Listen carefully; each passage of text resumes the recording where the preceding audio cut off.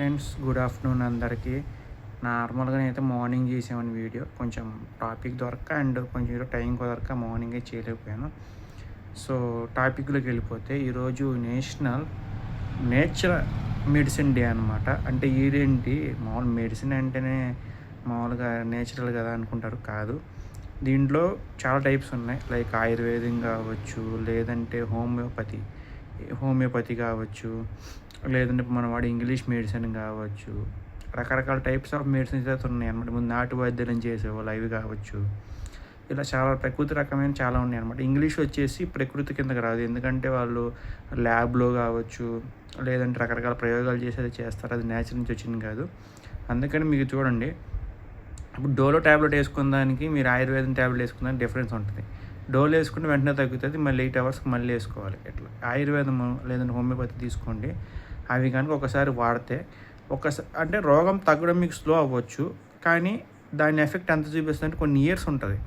అంటే మళ్ళీ మీకు ఆ రోగం మీ జోలికి రావాలంటే భయపడుద్ది అనమాట. అలా ఉంటుంది అనమాట ఆయుర్వేదం కానీ హోమియోపతి కానీ వాడితే. ఇది ప్రకృతి ఔషధాలు మనకి ఇచ్చిన ఔషధం అనమాట, లైక్ ప్రకృతి చెట్లు.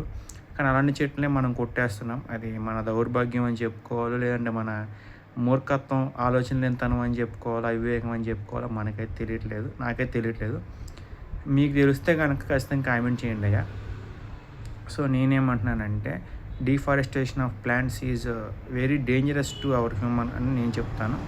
సో జాతీయ నేచురల్ వైద్య సందర్భంగా మీకు ఆయుర్వేదం ఇష్టమా, లేదంటే హోమియోపతి ఇష్టమా, లేదంటే ఇంగ్లీష్ మెడిసిన్ ఇష్టమా?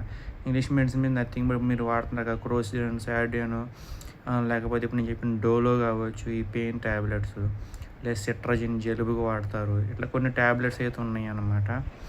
లివోసల్ఫైడ్ కావచ్చు, లేదంటే బి విటమిన్ ట్యాబ్లెట్స్ కావచ్చు, ఏ విటమిన్ ట్యాబ్లెట్స్ కావచ్చు, ఈ విటమిన్ ట్యాబ్లెట్స్ కావచ్చు, ఇవన్నీ ఇంగ్లీష్ మెడిసిన్ ఎలా జరుగుతాయో ఆయుర్వేదం కావచ్చు, హోమియోలో కావచ్చు, నాటు వైద్యాల్లో ఇంతకుముందు పాతకాలంలో అంటే అంత డెవలప్ అవునప్పుడు సైన్స్ కాలంలో కావచ్చు, ఇవన్నీ ఉండే అన్నమాట. సో ఇంగ్లీష్ మెడిసిన్ ఒకటే మెడిసిన్ కాదు నా ఒపీనియన్. బట్ నా దృష్టిలో ప్రకృతి వైద్యం అంటే మాత్రం ఆయుర్వేదం అండ్ హోమియోపతి.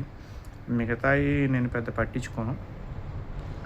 కాకపోతే నేను ప్రిఫర్ హోమియోపతి, ఆయుర్వేదం చేస్తాను. ఇన్స్టాంట్ రిలీఫ్గా అయితే మాత్రం ఇంగ్లీష్ మెడిసిన్ అది ఇన్స్టాంట్ మాత్రమే. మళ్ళీ రాదని గ్యారంటీ ఇవ్వగలరా అంటే అది లేదనమాట. So thank you so much. And doctor is equal to god. So గాడ్ని అట్లా గౌరవిస్తారు, డాక్టర్ని కూడా అట్లా గౌరవించడం నేర్చుకోండి.